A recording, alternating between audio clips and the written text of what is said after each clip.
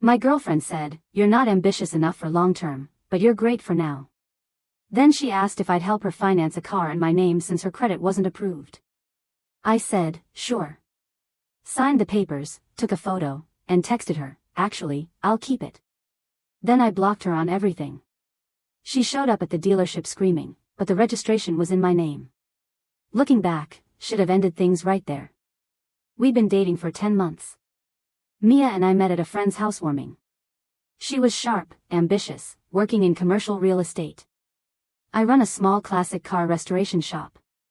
Not glamorous, but profitable enough that I live comfortably in a modest house I own outright with zero debt and a healthy savings account, old school financial values my grandfather drilled into me. Mia loved showing up at my shop to take photos with the vintage cars I was restoring for clients. Her Instagram was filled with them, her posed against Corvettes, Mustangs, Jaguars, but she'd always leave quickly if any of my employees or clients came around. At first, I thought she was just shy. Last month, we were having dinner at her place when she hit me with it. "Tyler, you know I care about you," she said, refilling her wine glass. "But I need to be honest about something." I nodded, already sensing what was coming. She'd been distant lately, constantly comparing her friends' boyfriends' careers to mine. How Blake was being promoted to senior investment manager.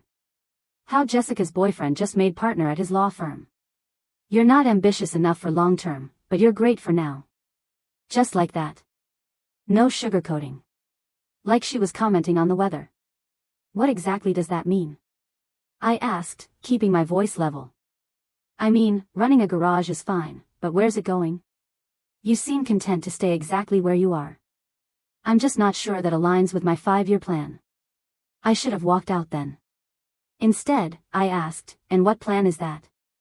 "Executive position, luxury home in the Heights, summer place in the Hamptons, children in private schools." "The usual," she shrugged, like everyone naturally aspired to this. "And I don't fit into that picture?" "Not with a garage, Tyler. My friends already think it's weird I'm dating someone who works with his hands." There it was. The real reason she never stayed around when clients or my employees were present. I was her secret blue-collar shame. I changed the subject, finished dinner, and went home early, claiming a headache. That night, I did something I'd never done before. I looked through her public social media more carefully. In 10 months of dating, I appeared exactly twice on her Instagram. Once from behind, unidentifiable, and once in a group shot where she tagged everyone except me. Meanwhile, she'd posted dozens of photos with my clients' cars, always with captions like "weekend vibes" or "living my best life," never mentioning whose cars they actually were or what I did for a living. I was her dirty little secret. Convenient for now, but embarrassing long-term. I didn't confront her, didn't make a scene, just started quietly planning my exit from this increasingly one-sided relationship. Then, last week, Mia called, voice sweeter than I'd heard in months. "Babe, I need a tiny favor." She'd found her dream car, a barely used Audi A5 Cabriolet, just traded in.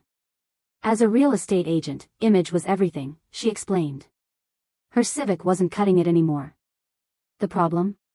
Her credit application was denied. "They need a co-signer," she said. "Just until I get my commission from the Henderson property next month. Then I'll refinance in my name only." "What's wrong with your credit?" I asked. "Just some stupid credit card stuff from college. Nothing serious." "Please, Tyler. This is really important for my career." I told her I'd think about it. That night, I called a buddy who works in finance. "Co-signing isn't like lending someone money," he warned. "You'd be equally responsible for the full amount. If she misses payments, it's your credit score that tanks. And getting your name off the loan later is nearly impossible unless she qualifies on her own, which she already proved she can't." I thanked him and made some calls to people I know in the car business. Did some research on the specific dealer Mia mentioned. 2 days later, Mia texted, "Have you thought about my car situation? The dealer says someone else is interested." I replied, "Actually, yes. I can help. Meet me there Saturday at 9 a.m. That morning, I arrived at the dealership 30 minutes early. Connected with the sales manager, a guy named Pete, who happened to be a classic car enthusiast and followed my shop's Instagram. We talked shop while I explained my situation. He was surprisingly understanding. "Happens more than you'd think," he said. When Mia arrived, her face lit up, seeing me already there. She kissed my cheek and squeezed my arm. "You're the best. I knew I could count on you." Pete brought out the paperwork. The Audi was indeed beautiful. Sleek silver convertible top. All the premium features. Sticker price $48,500. Financing over 60 months, with taxes and fees, close to $850 per month. Mia sat beside me, practically bouncing with excitement as Pete explained the terms. When he slid the contract over, I read it carefully while Mia tapped her nails impatiently on the desk. "It's pretty straightforward," she urged. "Just sign where it's marked." I nodded, taking my time. Just being thorough. Here's what Mia didn't know: I'd already discussed everything with Pete beforehand. This wasn't going to be a co-signed loan. The application was solely in my name with me as the only buyer. Entirely legal. Entirely above board. I signed where indicated. Pete processed the paperwork, then handed me the temporary registration and a copy of the purchase agreement. Mia was already standing, hand outstretched for the keys, practically glowing with excitement. Pete handed me the keys instead. "Congratulations on your new Audi, Mr. Reynolds." Mia laughed, confused. "Babe, give me the keys. We need to get going." I pocketed them. "There's been a misunderstanding." "What are you talking about?" I showed her the paperwork. "See? Only my name. Registration, insurance, loan, all me." Her face shifted from confusion to understanding to rage in about 3 seconds. "What the hell, Tyler? This was supposed to be my car. Actually, you asked me to help finance a car. I'm financing a car, for me." "You never specified that part," I said calmly. "And given what you said last month about me not being ambitious enough for long-term but great for now, I figured this arrangement makes more sense. I get a nice car. You get, well, whatever it is you're looking for." Her face went from pink to red. "Is this some kind of joke?" "Not at all. Consider it my exit from being your temporary, not ambitious enough placeholder."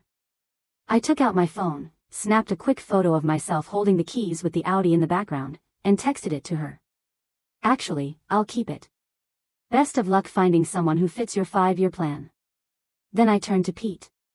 "We're all set here, right?" He nodded, clearly trying not to smile.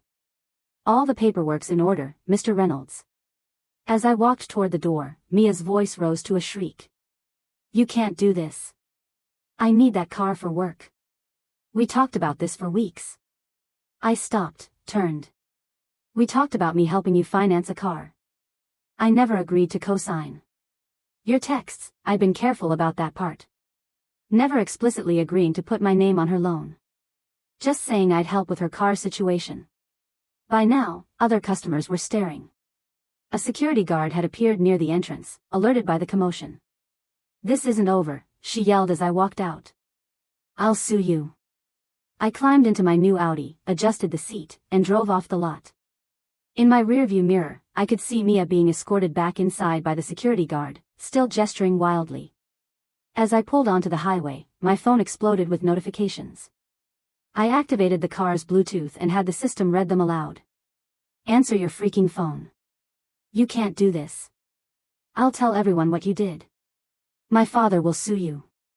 I blocked her number, then did the same for her social media accounts.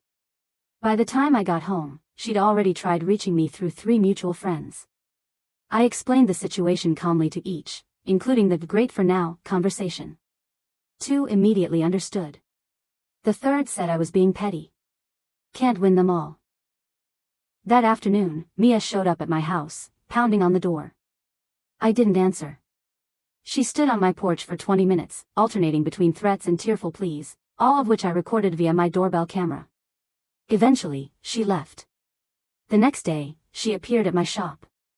I'd warned my employees she might show up, so they politely but firmly told her I wasn't available. She demanded to see the cars, clearly planning to make a scene among my clients' vehicles. My shop manager escorted her out and told her not to return. It's been a week now. The Audi is fantastic, drives like a dream, turns heads everywhere. I've already added it to my insurance and registered it permanently. Mia's attempts to contact me have dwindled as reality has set in. The car is legally mine, purchased with my own good credit, registered in my name only. Her father did call.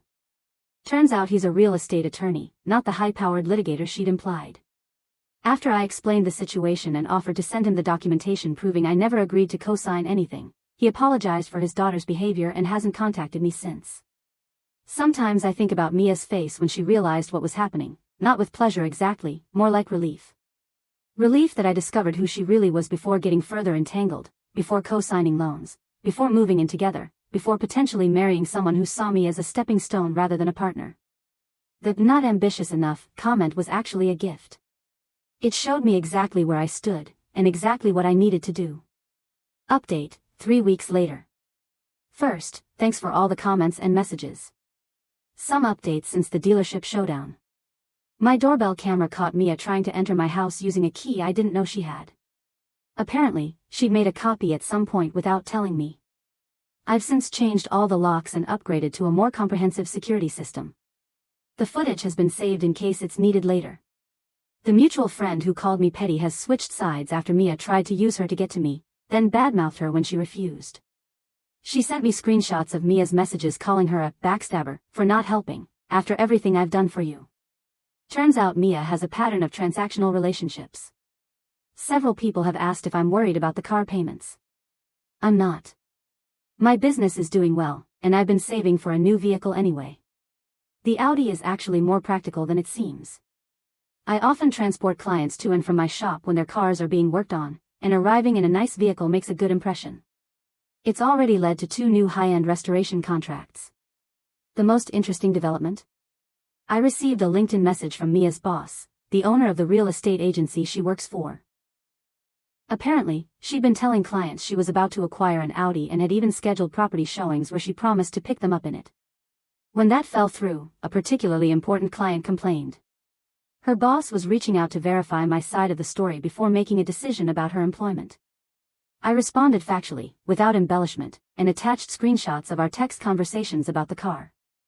No idea what came of it, but her Instagram has been suspiciously quiet about work lately. Speaking of Instagram, Mia has been on a posting spree trying to control the narrative. First, she implied I stole money from her for the car, completely false. When mutual acquaintances questioned this, she switched to claiming I had promised to help her and then betrayed her. Finally, she posted a long rant about toxic men and how she's focusing on herself now. The carousel of victimhood is dizzying. A few people have suggested I was harsh for blocking her immediately instead of explaining myself. Here's the thing, there was nothing to explain. She had made her feelings about me crystal clear already. The "not ambitious enough" conversation wasn't a slip of the tongue, it was her honest assessment of my worth in her life. Everything after that was just confirming what I already knew. For those wondering if I regret my decision, not for a second. Every time I drive the Audi, I'm reminded of what self-respect feels like. Since posting this update, my inbox has exploded with additional questions. A few clarifications. To the commenter who asked why I was at the dealership 30 minutes early, I needed to speak with the sales manager alone to ensure everything was properly prepared in my name only. This wasn't a spontaneous decision. I'd already been to the dealership 2 days prior to view the car and discuss terms. Regarding the legality questions, everything was done by the book.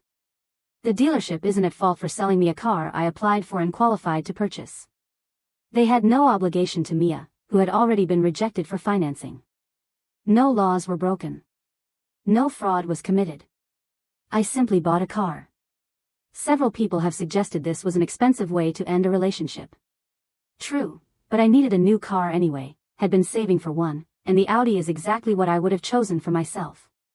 The satisfaction of the exit was just a bonus. For those concerned about potential legal action, my attorney reviewed everything and confirmed I'm in the clear.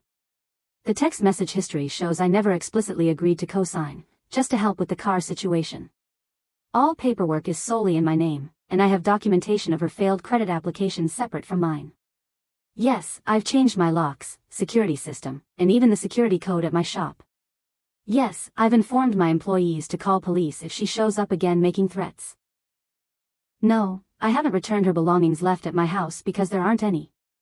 She was always careful to keep her things at her place in case she needed to make a quick exit, her words, not mine. Ironic, considering how things turned out. Last note, Some have called this revenge disproportionate to her comment about my ambition. But that comment wasn't isolated. It was the culmination of months of subtle put-downs, hiding me from her professional circle, and treating me as convenient but embarrassing. The car incident simply provided a clean, definitive exit from a relationship that was already toxic.